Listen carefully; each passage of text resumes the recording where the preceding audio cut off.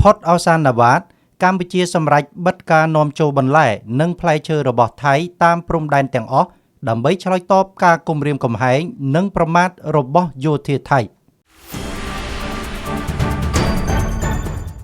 អសានណាវ៉ាត24ម៉ោងដែលជាការដាក់កំហិតរបស់រាជរដ្ឋាភិបាលកម្ពុជាបានដល់ពេលកំណត់ហើយដែលរាប់ចាប់តាំងពីម៉ោង11ថ្ងៃទី16ខែមិថុនាឆ្នាំ2025ម្សិលមិញដែលចំណាត់ការបន្តគឺត្រូវកាត់ផ្តាច់ការនាំចូលបន្លែនិងផ្លែឈើទាំងអស់របស់ថៃដែលនាំចូលតាមព្រំដែនមកកាន់ប្រទេសកម្ពុជា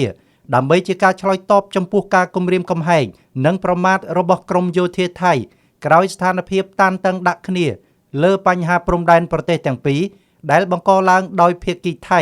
ដែលជាដើមចមនៃការបិទព្រំដែនជាឯកតោភាគីកាលពីពេលកន្លងទៅនេះ